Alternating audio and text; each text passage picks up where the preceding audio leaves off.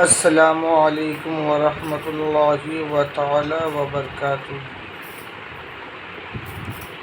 آپ تمامی حضرات کو میرے اور میرے تمام گھر والوں کی طرف سے دل کی عطائی گہرائیوں سے عید الاضحیٰ بہت بہت مبارک ہو۔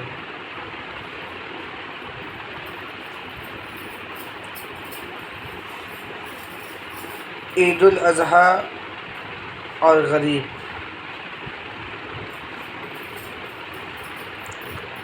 محلہ نور نگر کی تنگ گلیوں میں ایک چھوٹا سا کچا گھر تھا، جس کے باہر ایک پرانا دروازہ تھا جس پر رنگ اکھڑ چکا تھا۔ یہ گھر بشیرہ بی بی کا تھا۔ وہ بیوہ تھی، ان کے 3 بچے تھے۔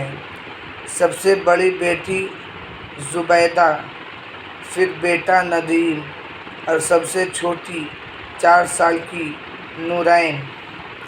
ان کے شوہر عبدالماجد 4 سال پہلے ایک فیکٹری حادثے میں جان کی بازی ہار گئے تھے۔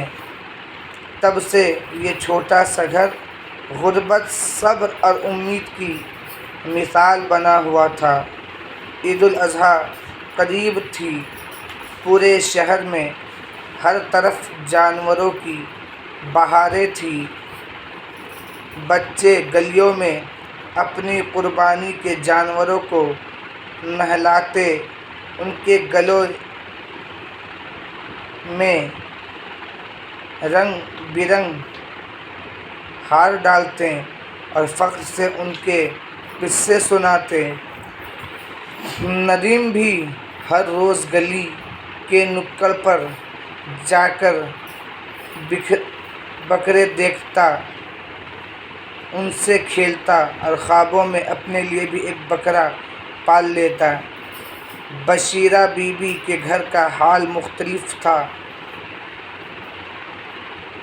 وہ جانتی تھی کہ اس بار بھی قربانی کا گوشت ان کے نصیب میں نہیں ہے۔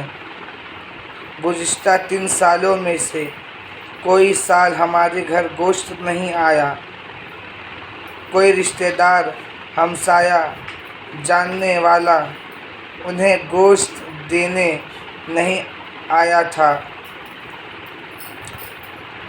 ہر بار وہ بچوں سے کہتی، بیٹا صبر کرو، اللہ دیکھ رہا ہے، کسی کا دل ضرور پگھلے گا۔ عید کا چاند نظر آیا، شہر جگمگا اٹھا، ہر طرف رونقیں تھیں، مہک رہے تھے قورمے، پلاؤ اور ٹکیے۔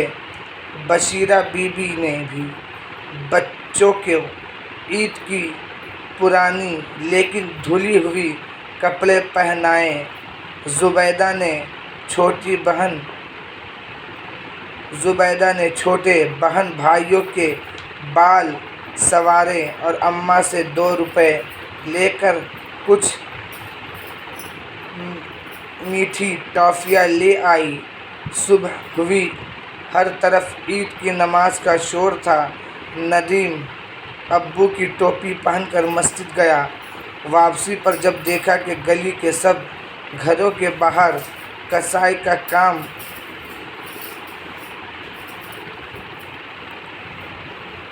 میں مصروف رہنا اور ہر طرف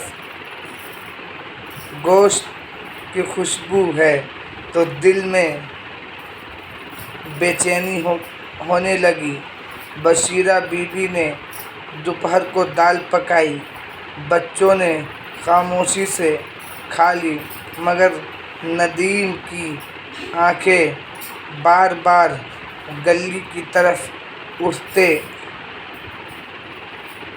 ہر گھنٹے بعد وہ دروازے کی طرف دوڑتا، کوئی گوشت لے کر آ رہا ہو جیسے، مگر پھر مایوس واپس آ جاتا۔ عید کا دن یوں ہی گزر گیا۔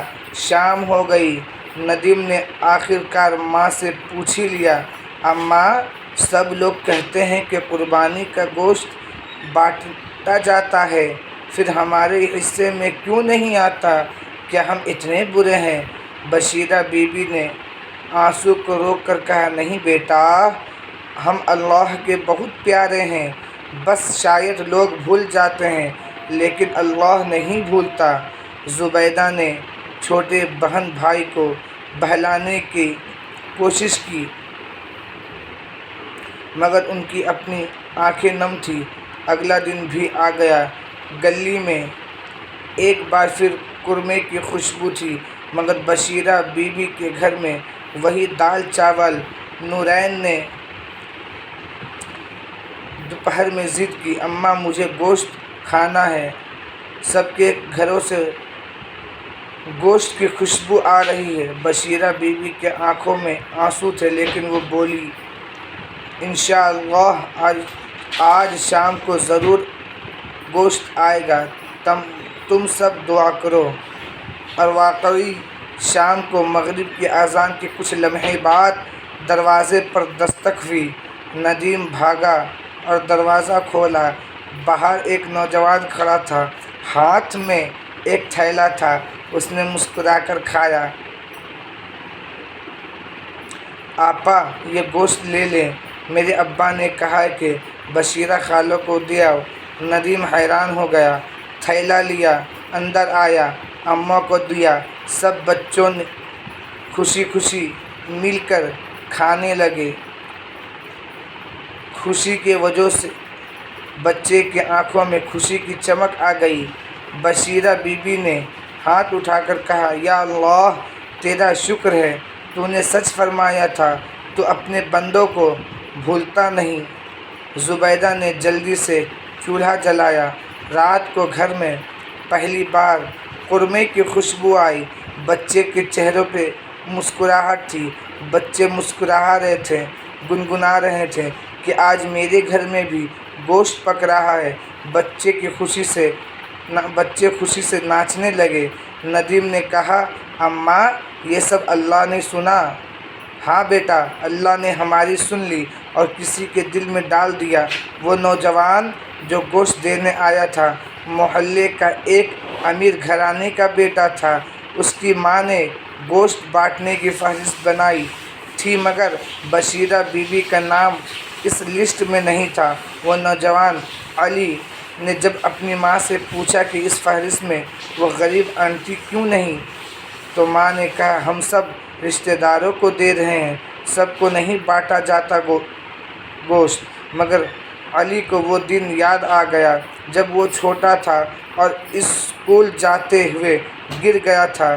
وہی بشیرہ آنٹی تھی جنہوں نے اسے اٹھایا، پانی پلایا، مرہم پٹی لگائی۔ اس کا دل نہ مانا اور اس نے خود تھیلا بھرا اور چپکے سے ان کے دروازے پر دے آیا۔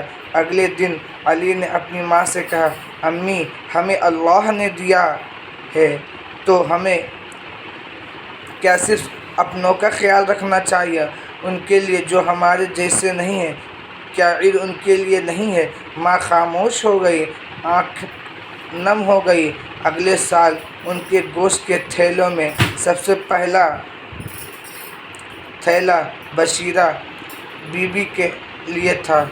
اخلاق سب سے اہم اور ترین ہوتا ہے۔